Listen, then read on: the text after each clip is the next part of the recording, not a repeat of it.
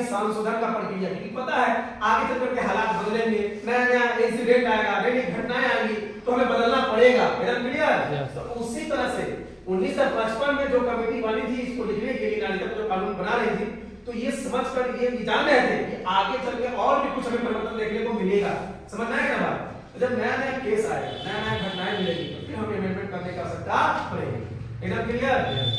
जैसे एक नेचुरल हम आपको बता देते हैं, जैसे मैं हमेशा कहता हूँ कि ये सूच तो बहुत पहले से थी, लेकिन अभी 5-7 साल पहले हम ये जान रहे हैं कि सोलर लाइट का इस्तेमाल करके हम लाइट ला सकते हैं। तो पहले कई लाइट 100 साल पहले ये जानकारी नहीं थी। समझना है ना? तो वैसा ही नहीं इंसिडेंट मिले, घटनाएं मिलेगी, तो हम अमेंडमेंट करते चलते हैं। देखिए अब तक समझिए 1955 में नागरिकता का जो अधिनियम आया, उसमें पहला जो आधार वो क्या है? जन्म के आधार पर। जन्म के आधार पे। अब चीज सब भूल जाइए, भूल जाइए, अभी नागरिकता समझ आ जाएगा। जन्म के आधार, मान लीजिए अभी कोई कपल्स आता है ताजमहल घूमने, कि मान उस अवस्था में है, जब वो गर्भ अवस्था में है और वो चाहते कि नहीं हमारे बच्चे का जन्म ताजमहल देखे, और उस समय का लोग ऐसे सोच लो उनका।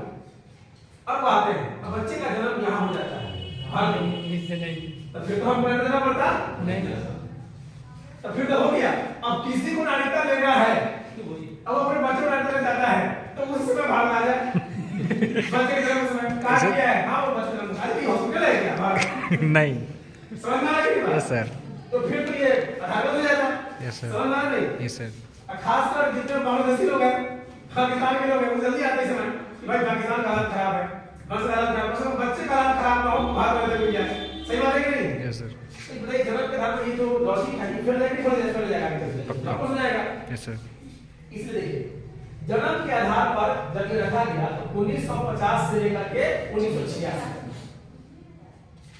लेकिन जब इस तरह केस आने लगे और लोग दावा करने लगे नहीं हमारे बच्चे का जन्म भारत में हुआ है और आपके भारत नागरिकता अधिनियम 1955 के तहत आप बोल रहे हैं कि जन्म के आधार पर आपको नागरिकता मिलेगा, तो उस आधार पर मेरे बच्चों को नागरिकता मिलना चाहिए।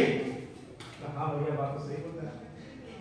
समझ आया? Yes sir. एक काम करो, ब्लॉक टीम को फिर से अमेंडमेंट कराओ, मामला खत्म हो रहा है। Yes sir. तो फिर दोबारा अमेंडमेंट 86 में 1986 ना? Yes sir. अमेंडमेंट बना पड़ा 86 समझ आ गया। इसीलिए ये जो आधार है कब से कब तक चला? 1950 से 86, यानी 1950 से 1986 तक। क्योंकि 86 का आसपास जब केस आया होगा तब लगा ये अमेंडमेंट करने की आवश्यकता। क्लियर समझ में आ रहा है मेरे भाई? Yes sir. अब देखिए अब अगला क्या कर रहा है? नहीं हम ऐसा करते हैं, एक काम करो, माता या पिता में से कोई एक होना चाहिए। तो ध्यान से माता